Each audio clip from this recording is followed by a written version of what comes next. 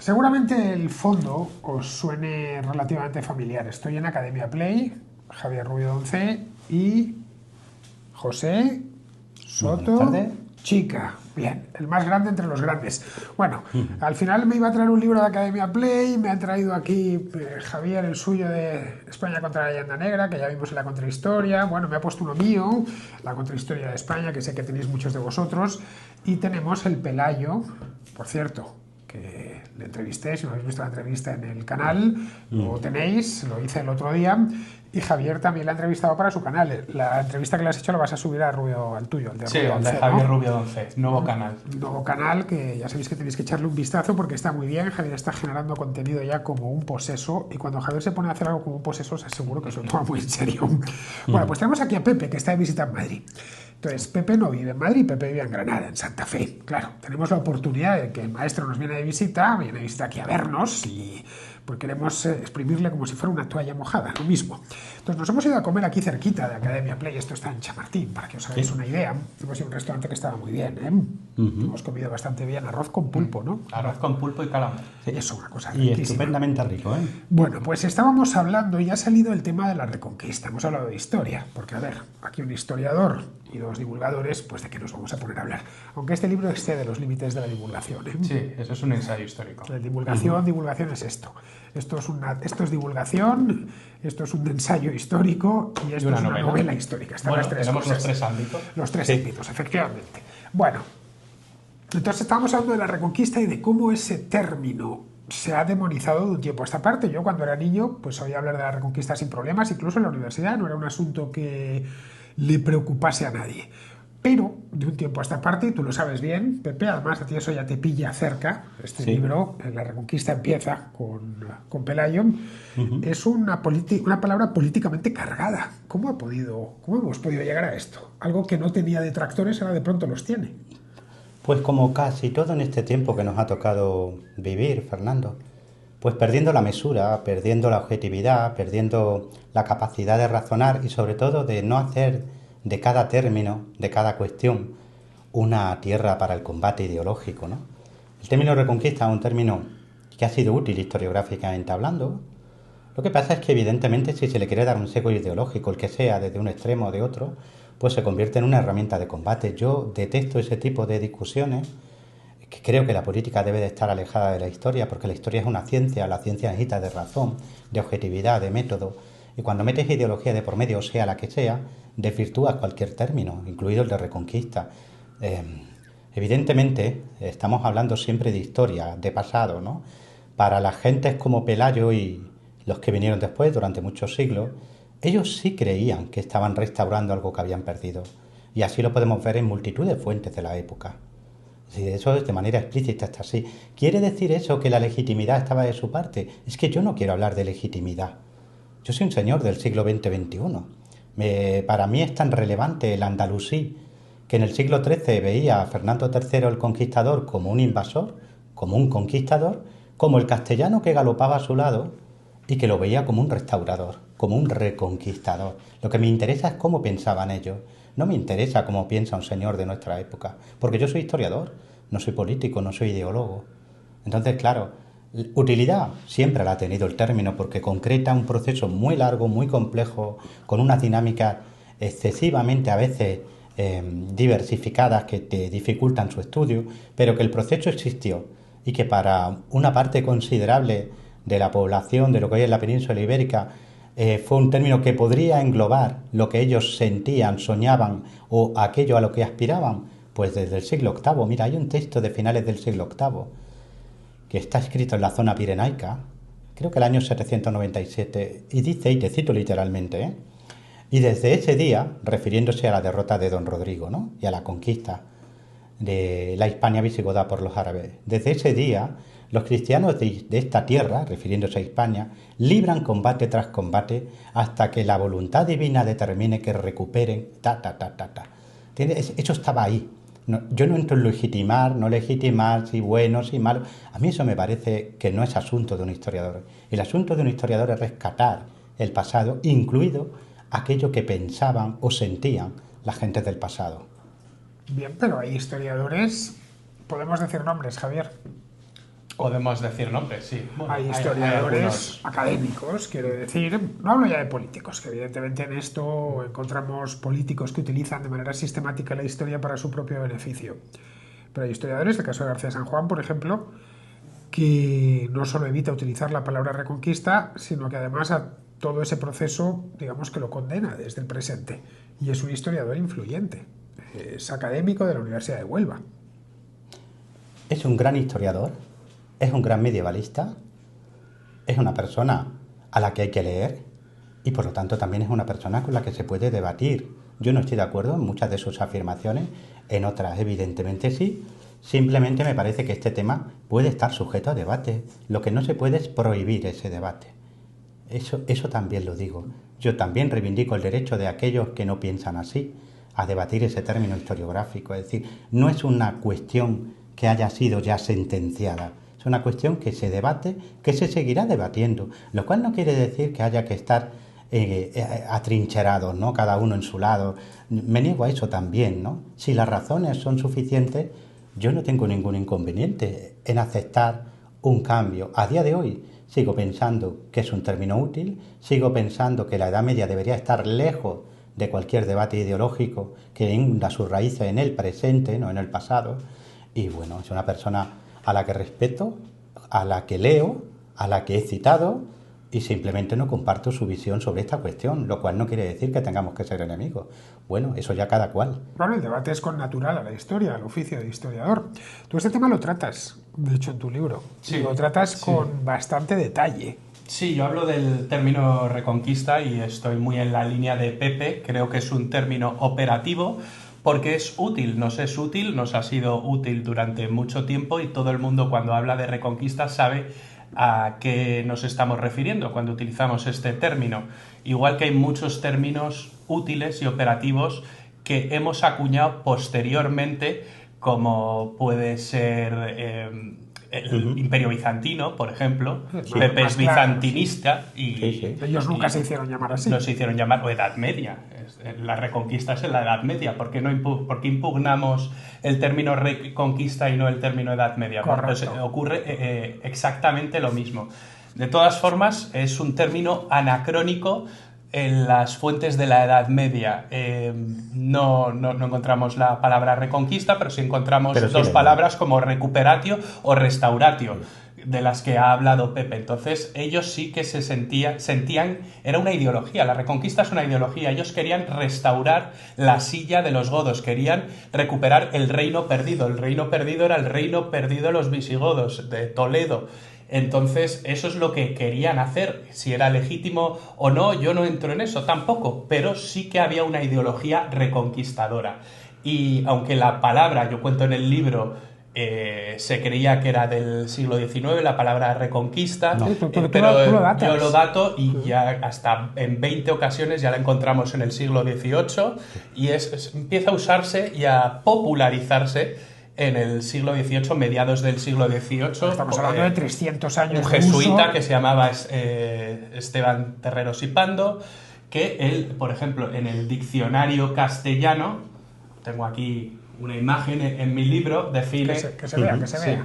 Esto y además, para que sepáis lo que os vais a encontrar en este libro, que son todo cosas que están muy bien. Ahí lo podéis ver.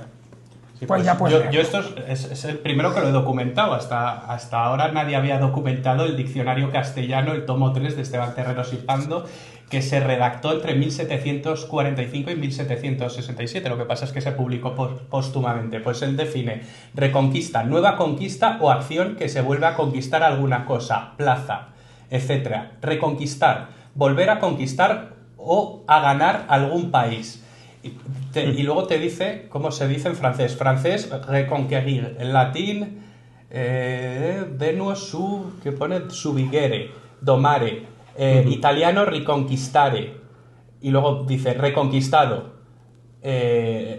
Riconquis, te dice cómo es en francés, en latín, en italiano, riconquistato. Entonces, bueno, este es un término que ya existía en francés y en italiano y que se empieza a popularizar en España a mediados del siglo XVIII. Pero, claro, a mí lo que me interesa es la ideología que existía en la Edad Media, cómo pensaban esas gentes que ellos sentían que se les había usurpado lo que era suyo, que habían sido invadidos por algo que era diferente y ellos querían recuperar su estatus anterior. Y esto Bueno, Pepe pero lo que puede está hablar en- de ello porque ha escrito sobre ello. Pelayo es el... Lo que está en duda, y lo que García San Juan, por ejemplo, niega, es que fuese una reconquista. Al final, ya sabéis, en la guerra de las palabras Sí. puede parecer que no tienen importancia, pero la tienen y mucha. Ya sabéis que el caballo de batalla ahora mismo es una reconquista, no es una reconquista o es una conquista sin más. Para los que la llevaron a cabo, sí.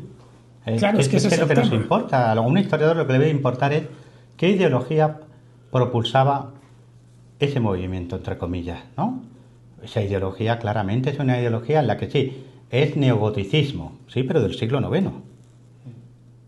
Evidentemente la identidad cultural en el pasado, igual que en el presente, es compleja, pero lo cierto es que la gente en 711 no se acostó siendo hispanogoda y se levantó siendo andalusí. Hubo un proceso muy largo de aculturación, evidentemente, y aquellos que no se sometieron a ese proceso de aculturación tenían constancia y tenían conciencia de que ellos habían constituido un reino y habían constituido una sociedad, etcétera, etcétera.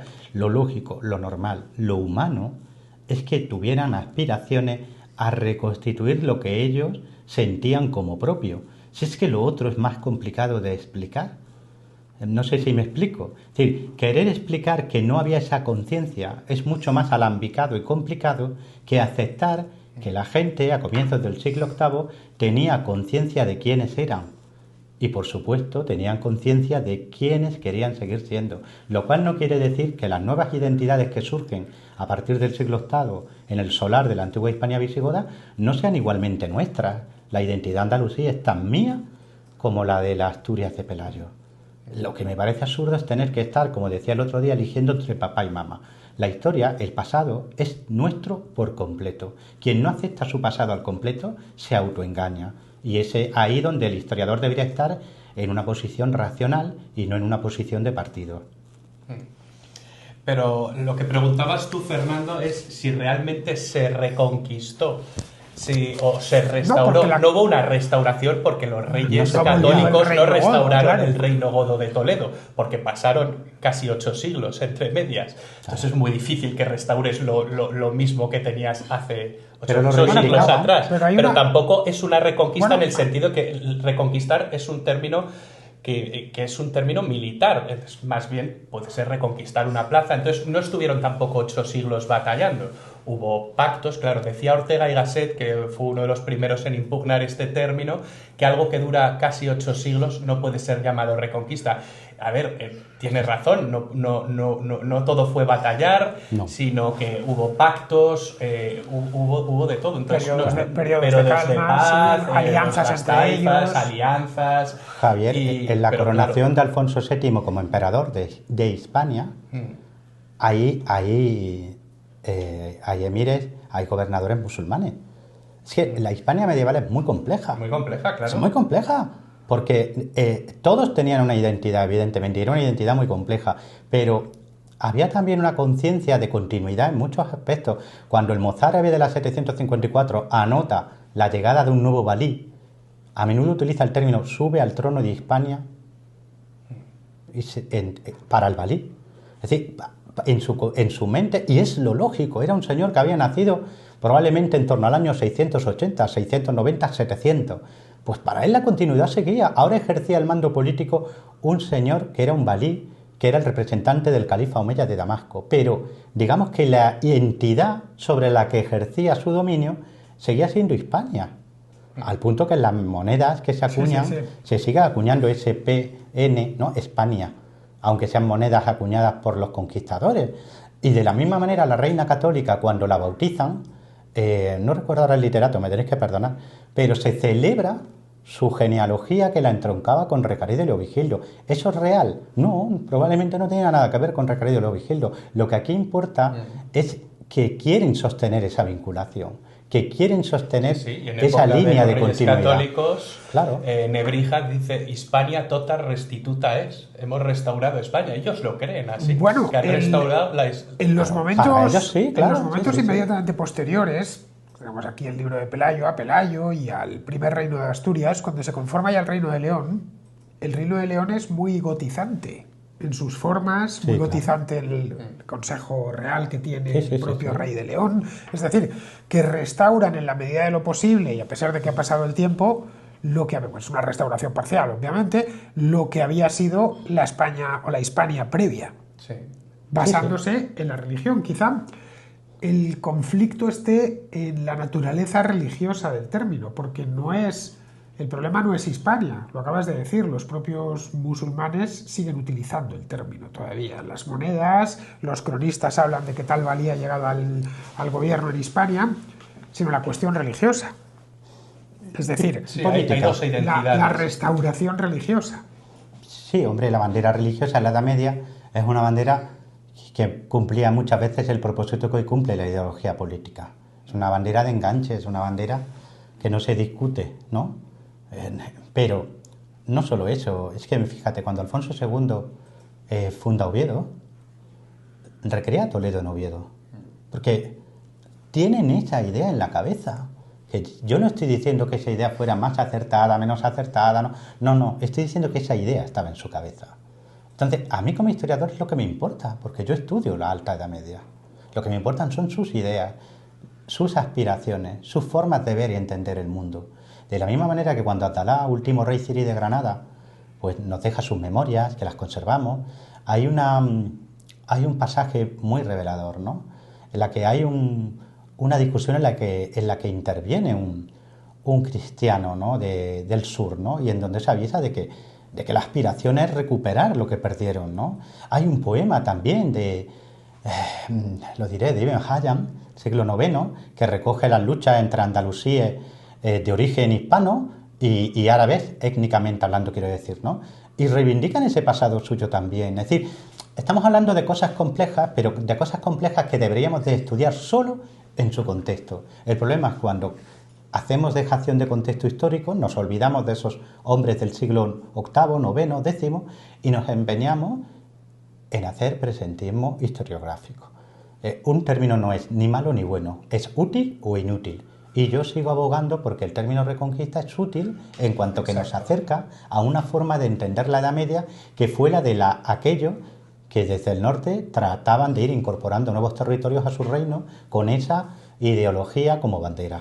Claro, si no lo llamamos reconquista, porque al final estas cosas cuentan, en fin, las convenciones en historia, lo que hablaba Javier del Imperio Bizantino, podríamos llamarlo Imperio Romano de Oriente, pero es que es un poco largo. Claro, si cada vez que tuvieses que decir... Se ha instalado el término. Se ha instalado, simplemente es práctico. Es el práctico, término bizantino es que la lengua Francia, funciona claro, así. funciona Entonces, así. El querer obligar a la gente a que no hable de reconquista, pues es pretencioso, en el sentido de que llevamos casi 300 años hablando de reconquista. Entonces, cuando en historia se debate sobre terminología, es porque no podemos debatir de historia. Sí, y ese es el problema. Yo creo que gran frase. Pero podemos ponerle todos los peros que queramos a la palabra, pero una vez se ha sentado una palabra es muy difícil cambiarla, entonces yo creo que es absurdo. Y si todos nos entendemos con el término reconquista, ¿para qué cambiarlo? Es inútil, pero lo que podemos hacer es explicarlo. Hay que darle todos los matices y toda la riqueza que tiene esa palabra detrás y lo que deben hacer los historiadores es explicar la historia, con hechos, con datos, no fijarnos solo en el detalle de lo terminológico. Bueno, y poner claro. Explicar, por ejemplo, que todas las crónicas medievales hispanas están trufadas de la palabra restauratio.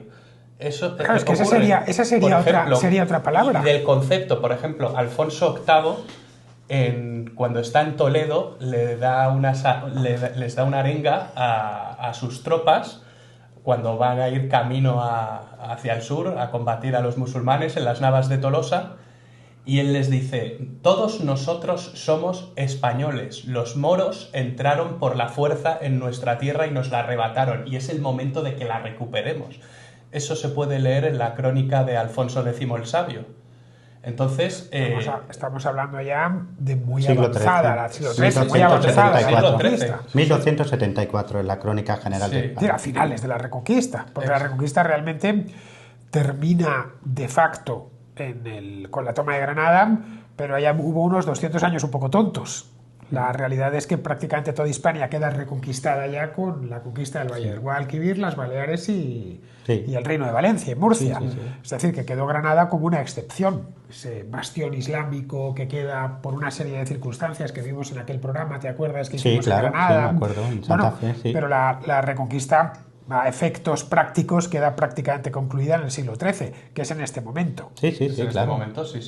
Bueno, en el caso de que no tuviésemos reconquista, podríamos llamarlo restauración. Lo que pasa es que ya tenemos un periodo en la historia de España que se le conoce como la restauración, que es cuando se restaura la dinastía borbónica. Por eso no es operativo. Si yo dijese restauración, con quien estoy hablando me tendría que decir restauración borbónica o la restauración de la Edad Media.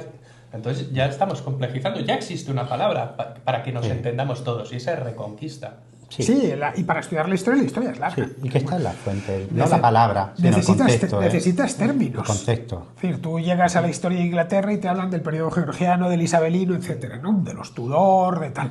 Bueno, en la historia de España hay periodos. Si tú hablas del siglo de oro, pues te va a decir, hombre, no fue de oro porque había gente que se moría de hambre. No, pero a ver. Claro.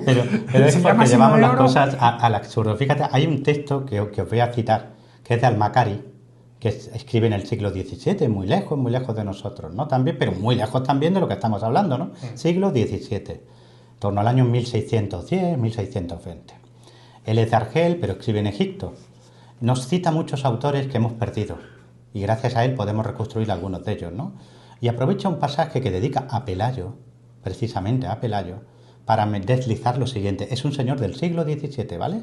Nos habla de Pelayo, nos habla de que el valí conduce una expedición contra él, que no puede desalojarlo de las fortificaciones que guardaban los pasos de montaña, que deciden retirarse porque no merece la pena combatir a algo tan nimio, ¿no? Y a continuación viene la coda moral, la coletilla. Por culpa de esa ligereza, los cristianos, hasta el día de hoy, que no tal, hemos perdido al andaluz, ¿no?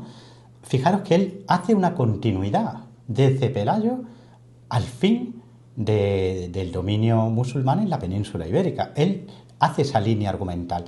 Ahora podemos discutir si Al-Makari estaba mejor aquel día, peor, si pensaba, si estaba condicionado, si es una visión romántica, si todo lo que queramos. Pero un señor del siglo XVII tenía ya eso también en la cabeza como un proceso continuo. Yo no estoy diciendo que fuera un proceso continuo, son 8 siglos. En esos 8 siglos hubo de todo, avances, retrocesos, cambios de fortuna, alianzas entre estados que no tenían nada que ver entre sí, entre musulmanes y cristianos, entre cristianos y cristianos, etc. No, pero que desde el momento uno, tanto en el lado andalusí como en el lado cristiano, hubo una visión de los acontecimientos que enraizaba en que unos se creían legitimizados a seguir recuperando territorio en base a la restauración de un reino perdido y que los otros los combatían porque consideraban que no iban a poder llevarlo a cabo. Eso es así. Ahora, nos guste más, nos guste menos. A mí lo de los gustos me parece algo totalmente anodino, ¿vale? A mí lo que me interesa es si eso está o no está, y está en la fuente. Sí, ha citado Al-Makari. A mí me gustaría, es que esto me encanta, es un poema de Íñigo de Mendoza, el Sermón Trovado, dedicado al rey Fernando. Sí. Dice, alto rey cuya potencia, cuyas virtudes y modos merece por su excelencia heredar de aquella herencia que se perdió por los godos, al tiempo que don Rodrigo, en pena de su lujuria, recibió tan gran castigo, nos dejó tan sin abrigo, sometidos con injuria a la maometana furia. Y termina... Bueno, voy a continuar. Porque así como sus vicios merecieron pena digna, así rey vuestros servicios merecerán beneficios a la justicia divina, de manera que aplacada por vuestras obras su saña, no solo ser subjuzgada a Castilla con Granada, mas con poca fuerza y maña vos podéis ver rey de España. Sí. Bueno. Y ahora te dicen, ¿eso es propaganda política? Sí, es propaganda política, pero de aquel tiempo. Eso es historia ya. Interesantísima. Ya propaganda está. Política. ¿Por qué no hemos de estudiar la propaganda política? Claro, como si coges un discurso de Pericles, como si coges un discurso de Augusto, claro que sí, pero eso es historia, porque la propaganda, hoy como ayer, se sustenta siempre en una serie de ideas fuerza que están ya presentes, porque si no, no la reconoce el que la escucha. ¿Sabéis por dónde voy, no? Es decir, Sí, sí, sí. cuando se hace esto es porque alguien reconoce el mensaje. Y ese mensaje está ya, no lo estás generando tú, lo estás alimentando tú, que es diferente. Bueno, ¿hasta dónde crees, Pepe, que va a seguir esto? ¿Hasta dónde crees que van a estirar el chicle y hasta dónde van a llevar esta tontería? Es decir, dentro de, no lo sé, 10 años o 15, ¿seguiremos con esta estupidez? No, yo creo que no. ¿Crees que les va a durar el caramelo Sí. tanto? Yo creo que esto, como con otros muchos debates, es un debate que realmente no se sustenta en realidades objetivas, sino en tendencias. Y las tendencias, como su propio nombre indica, son pasajeras. Bueno, tú vienes de una comunidad autónoma de Andalucía, en la que este tipo de mensaje, entre ciertas opciones políticas, sí tiene mejor acogida. Supongo que conocerás, que ya sé que a ti la política no te gusta mucho, pero bueno, No. vives en este mundo y sabes lo que hay. Sí. No. Supongo que sabrás que cierta izquierda identitaria en Andalucía, por suerte minoritaria, Sí. anda con un cuento andalusista o andalusí que, bueno, vienen a decir que todo ha sido un error desde la caída del Andalus, si lo simplificamos mucho. Es que se pasa, Fernando. Lo vemos en la toma de Granada, el Es día que 2 de enero cada año. sí, lo Esa vemos minoría que cada no ha puesto. año, vemos la aceleración de la toma, en fin. Yo, primero me desagrada, porque yo respeto muchísimo a la historia es mi vida, es mi trabajo. Le tengo un respeto enorme a la historia, ¿no? Entonces ya de por sí me desagrada porque sé lo que hay detrás. Lo que hay detrás es un deseo casi enfermizo por manipular algo que nos pertenece a todos, que es el pasado, ¿no? Eso por un lado. Y luego por otra parte me parece infantiloide, en el sentido de que creo que el mundo debería estar regido por la razón y lo que veo es que el mundo cada vez está más regido por sentimientos, por afinidades sentimentales, ¿no? Y sobre todo por afinidades ideológicas. No tiene ningún sentido que queramos trasladar esos debates a épocas pretéritas tan alejadas de nosotros, ¿no? Vuelvo a repetir lo mismo. Mi identidad es compleja, mi identidad la compro por entero. Compro a los nazaríes de Granada, compro a los reyes católicos, porque si quito a uno o a otro, no me voy a entender. Es imposible entenderse. Eso es como una persona que decidiera privarse de 10, de 15, de 20 años de su vida. ¿Sería capaz de analizarse, de ser un ser equilibrado? Evidentemente no. ¿Cómo vamos a irse purgando la historia y decidiendo lo que es bueno y lo que es malo? ¿Qué sentido tiene eso? Pues tiene el sentido de una visión infantiloide del pasado y de un deseo casi enfermizo por convertir al pasado en una suerte de ariete. Y ya está bien. Yo lo que abogo es porque la política, siempre lo digo al final de mis conferencias, la política, me da igual el sesgo ideológico de la política, debe de sacar sus manos de la historia. La historia no está hecha para que los políticos se hagan cargo de ella, está hecha para que historiadores sensatos, serios, objetivos, que basen sus análisis en las fuentes que tenemos disponibles, arqueológicas, literarias, etcétera, hagan su trabajo de recuperación del pasado en lo posible, en lo posible. Bueno, apañado vas, Pepe, sé que demasiado optimista te veo. La política es una herramienta demasiado poderosa. Ya sabes lo que decía Orwell, ¿no? Quien domina el presente domina el pasado y quien domina el pasado controla el futuro. Mira, un ¿no? profesor mío, Fernando, magnífico profesor, uno de nuestros mejores egiptólogos, nos advertía ya en primero de carrera que la historia es una espada de doble filo. Hay que saber usarla, no solo para cortar, sino para no cortarte. Por eso a todos los historiadores, a todos los políticos, les gusta esgrimir esa espada. Bueno, todos no, se vuelven locos por ella. Les chifla.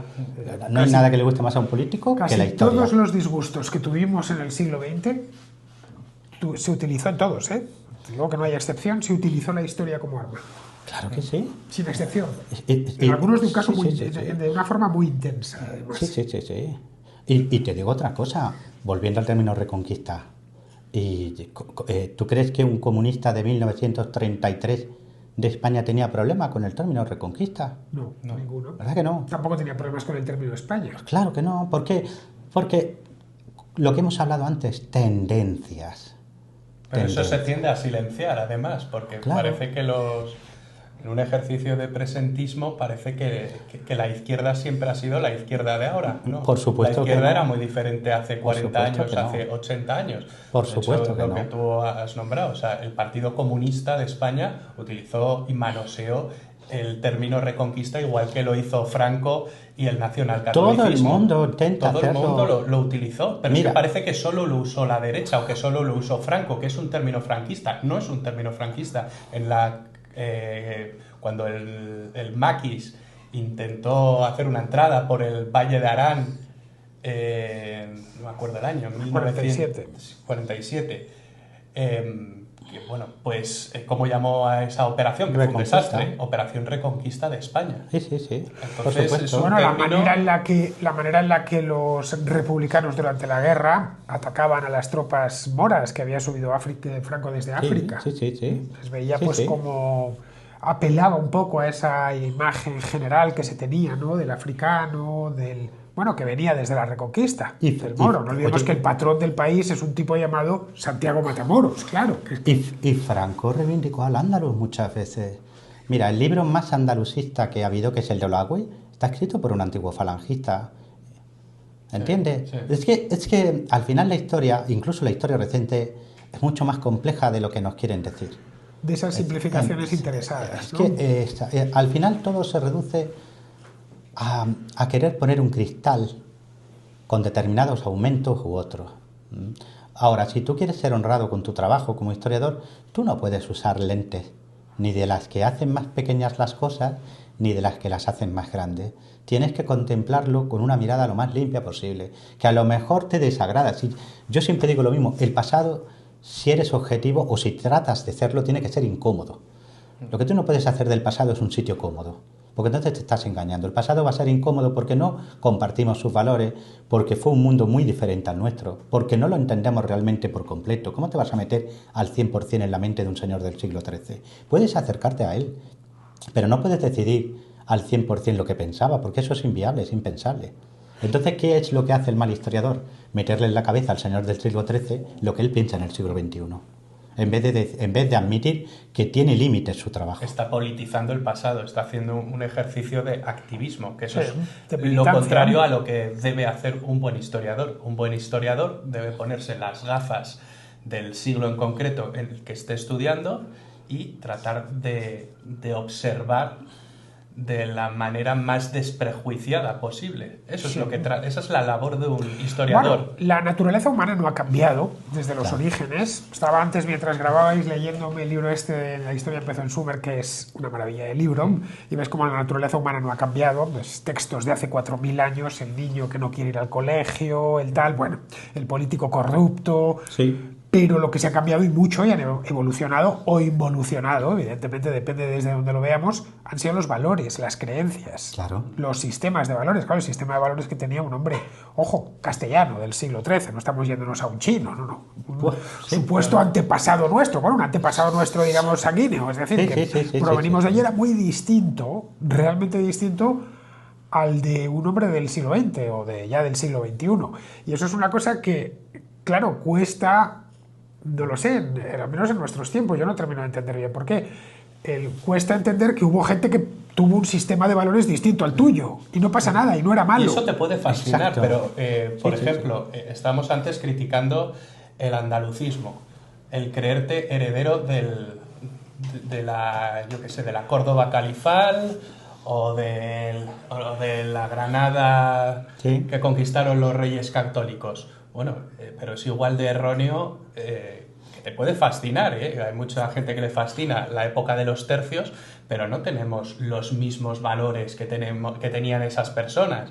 Te puede fascinar, puedes estudiarlo, pero es que aquí identitarismos hay de todo tipo, o sea, de derechas, de izquierdas, o sea, todos los activistas acaban siendo identitarios. Y Bueno, acaban fijando, unos se fijan, empiezan, ponen el sí. foco en una parte de la historia, otros la ponen en otra, pero es igual de absurdo lo uno como lo El otro. activismo empieza siempre en las identidades. Pero en fin, bueno, ya vamos a terminar aquí, que llevamos allá, no sé ni cuánto tiempo llevamos, pero no lo veo desde aquí. Tengo la cámara muy lejos para que entrásemos los tres. En fin, pues nada, Pepe, ya no te El quitamos más siguiente tiempo. programa será sobre Numancia y Viriato, ¿eh? Os lo anticipo, ¿eh? Como el siguiente Porque programa. como vamos echando hacia atrás estos debates, Ah, sí, claro. El lo que siguiente nos ya toca sería, ya sería Numancia y luego ya antes Viriato. ya ¿no? a la ¿Tú prehistoria. ¿Qué tal Y te luego manejas? Atapuerca. ¿Qué tal te manejas? ¿El qué? Con eso, con Numancia, con Viriato y todo esto, ¿te manejas bien? Mira, que no me los toquen, por favor, que yo soy muy pro viriato y muy pro numancia. Eres viriatista. y tartesista, eres tartesista. Pero llegaremos a ese absurdo y si no ya lo veréis. Llegaremos a ese absurdo. Sí, al final van tirando, bueno, a ver dónde yo puedo demoler esto. En fin, chicos, que ya espero que os haya gustado. Esto de tener a Pepe siempre es un gusto. Un lujo. Siempre es un lujo poder hablar con vosotros. Sabio. Y poder debatir abiertamente, poder expresar lo que pensamos, ¿no? Yo, de verdad, hago un alegato por eso, que la gente puede hablar, que puede debatir y que no hace falta que nos prohíban términos, que lo que hace falta es que podamos debatirlo. Efectivamente, que se puedan debatir abiertamente. Y yo, sinceramente, a los que andan con lo de que la reconquista hay que quitarla y tal, yo se les diría, ¿pensáis que realmente podéis sacar una palabra de la cabeza de la gente así por las buenas, de millones de personas? No sé, me parece de un ingenieril y de un arrogante tremendo. Si se llama así, se llama así. Es como si hemos decidido que el Imperio Bizantino no se le puede llamar Imperio Bizantino. Prohibida queda la palabra. A partir de ahora se acabó. Se acabó. Esto es... Bueno, hay muchos que abogan por ello. Que tú que eres bizantinista lo conocerás. De hecho, el vídeo que hicimos sobre Imperio Bizantino en Academia Play, guionizado por ti, todos en los comentarios, no es Imperio Bizantino, no tenéis ni idea. Y digo, bueno, si me vas a decir a otra chica que no tiene ni idea sobre Imperio Bizantino, venga, vete a pasar. El Centro de Estudios Bizantinos, Neogriego y Chipriota tampoco sabe lo que se hace. Tenéis que escoger otro. Ya sabes que pasa que es lo que tú dices, hombre. En puridad, somos muy exquisitos, Imperio Romano de Oriente, pero no nos vamos a entender, porque vamos a estar pensando en el Imperio Romano de Oriente del siglo IV, del V. Claro. Y Bizancio pues nos abarca un periodo de 1000 años. Claro. Ya está, tanto decir que tiene que ser el mismo imperio de 1453 que el del año 330, pues evidentemente que no era el mismo imperio. Si es que son cosas ya tan fáciles de, como digo yo, de razonar, que ya se te hace bola tener que volver a explicarlas. Sí. No hay una continuidad, hombre, claro que hay continuidad, pero hay cambio, la historia es cambio. ¿Eran los mismos los de Pelayo que los de los Reyes Católicos? No, pues claro que no eran los mismos. Ha habido cambio en la España de los últimos 200 años. Y de los 20 años. Claro que claro. No tienen, eso es así. Que tú dices, bueno, España desde la Constitución de Cádiz de 1812, no se ha cambiado, ha habido reyes, monarquías, repúblicas, guerras civiles, ha pasado de todo en 200 años. ¿Qué no pasaría en 1000? Claro, en un imperio realmente grande. Que te duermes una siesta en la España del año 92, de las Olimpiadas, de la Expo de Sevilla, ¿no? Y te despiertas ahora y dirías, ¿qué ha pasado? Oye, a mí eso me ha pasado porque yo me quedé ciego el 26 de enero del 96. De vez en cuando se me ocurre preguntar por alguna cosa, cómo va la gente, ¿no? Desde cómo viste a cómo se divierte, etcétera, etcétera. Y no os podéis imaginar las sorpresas que se lleva un ciego cuando ha dejado de ver y de repente un día dice, oye, ¿y tal? Ostras, esto no es mi mundo ya. Sí.